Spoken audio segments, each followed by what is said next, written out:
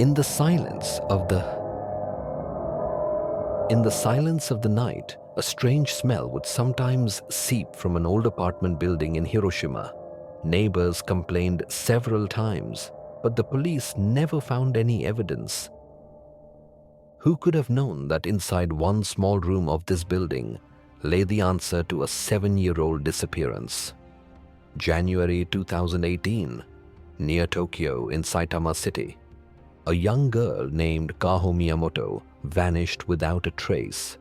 Her smile, her school photos, the memories of her friends, all became meaningless in a single day.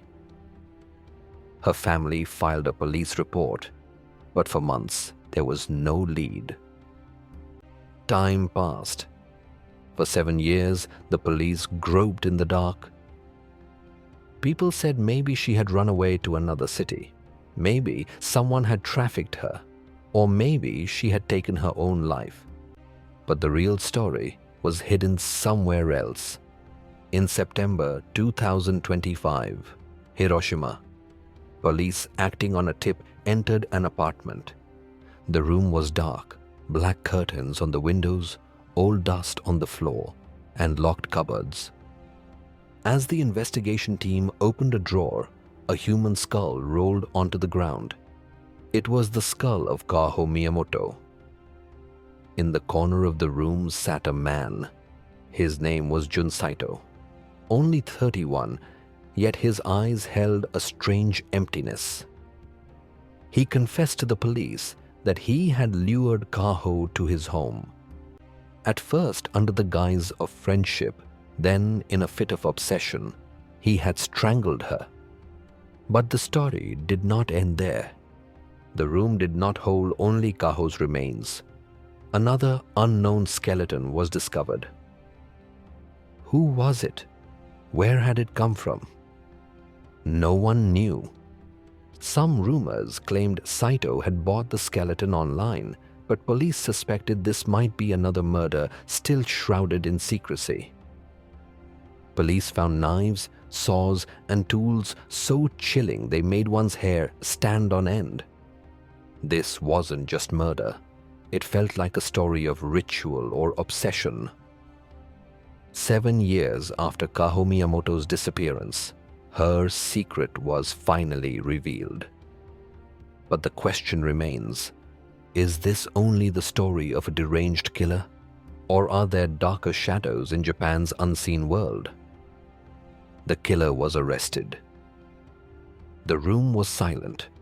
A single bulb shone directly on his face. The rest of the room was drowned in darkness. Jun Saito sat on a chair, hands resting on his knees, head bowed.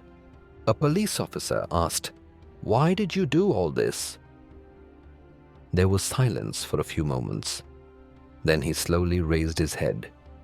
He said, "If you want to know the truth, listen to me from the beginning. Because all this didn't start the day you caught me. It started years ago, inside me." He said, "My childhood wasn't normal. Other kids played, laughed, but I would always sit behind the window, watching. I kept thinking, why am I not like them? Why is there this emptiness inside me?" He said, "When I was 16, my mother died. That day, my home fell apart. After that, my father was often absent, and I would lock myself in my room staring at pictures cut out from newspapers, magazines, the internet, especially the faces of girls. I could see secrets hidden behind their faces." He said, "Then one day I saw her, Kaho Miyamoto. Her smiling photo appeared before me. But that smile wasn't complete. There was sadness behind it. From that day, she became my world." He said, "At first I lied to myself. This is just admiration." But it wasn't admiration, it was obsession. I started dreaming. Dreams where she sat with me in my room, as if she were only mine. he said. Months later, I gathered courage. I invited her to my apartment. That day, I cleaned everything, hid every sign of my true self. When she came, she just said a soft hello, and I felt as if my years of loneliness had ended. He said, "We drank tea, we talked." She told me about her dreams for the future, but inside me, a fear was growing. What if she left? What if she walked out of my life? He said. Then she looked at me and said, "Jun, you're weird. You just keep staring." That was the same line people used to say to me at school. That old wound ripped open again. He said, "In that moment I decided, if she can't be mine, she won't be anyone's." The room was dim. The clock's hands ticked. Jun Saito was still sitting on the chair, hands on his knees, speaking slowly, as if each word made his breath heavier. He said, "She sat in front of me." Her eyes kept flicking to the clock, as if she was waiting for someone else, as if she would stand up and leave. And that thought tore my heart apart. He said, I told her, "Kaho, stay a little longer. I'm enjoying this." She smiled and said, "No, it's getting late." That one sentence shattered my world. He said, I grabbed her wrist. Fear flashed in her eyes. She said, "Let go." But I didn't. She tried to pull away, her voice rising, and then my mind went blank. He said, I put both hands on her neck. She struggled, her eyes filled with tears, her breath faltered. And then suddenly it was over. Her eyes stayed open, but the light inside them had gone out. He said, I saw her collapse onto the floor. For a moment it felt like a dream, like it wasn't real. But reality lay at my feet, a dead body. He said, I opened the old trunk in the corner of the room. It was wooden, my storage box. With trembling hands, I lifted her body and placed it inside. Her face remained visible until the last moment. The same eyes, the same question. Why? He said, I shut the trunk, locked it, and sat in the room. My heart was pounding as if every wall was staring at me. The next day, he said, in the morning, I stepped out like a normal person, bought a newspaper, had breakfast, greeted people. No one knew a body was locked in a trunk in my room. He said, but a few days later, the smell grew stronger. A neighbor downstairs complained, there's a strange smell coming from that room. Those words echoed in my ears. I felt everything was over, he said. I decided I had to get rid of it all. One night I opened the trunk. The body was heavy. I couldn't lift it whole.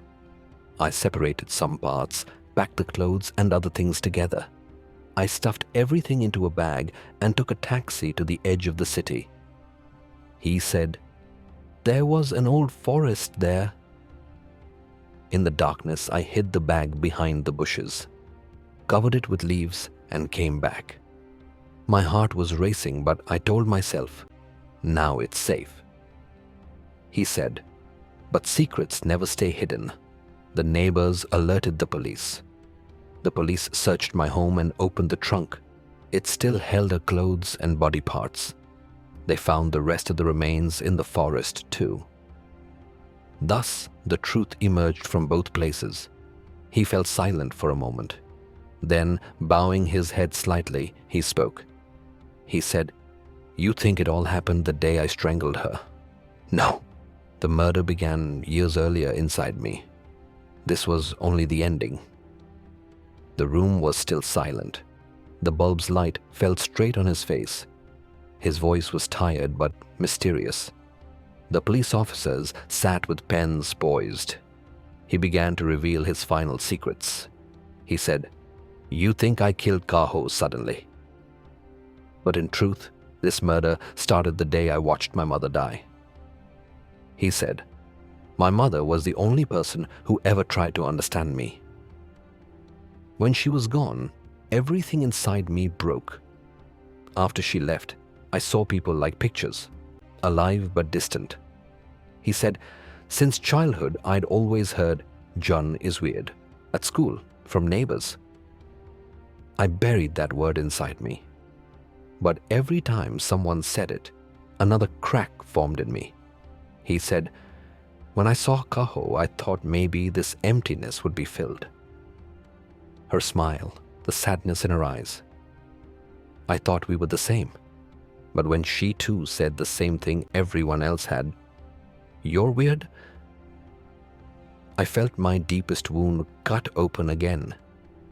He said, "In that moment I decided that either she would stay with me forever or she would go to no one.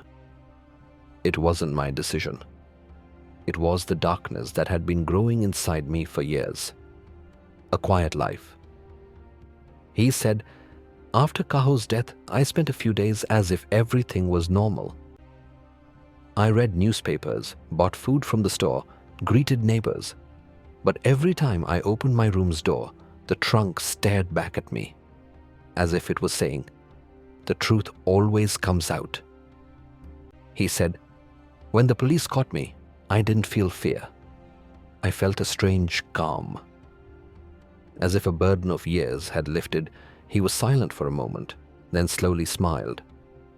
The police officers exchanged glances. Then he leaned slightly on his chair and said softly, he said, 'I know you think I'm a killer. But the truth is, I didn't kill only one person. I killed myself years ago.' Kaho was just the last chapter of that story," he said. "And the truth is, if she hadn't met me that night, it would have been someone else. Because darkness always devours someone."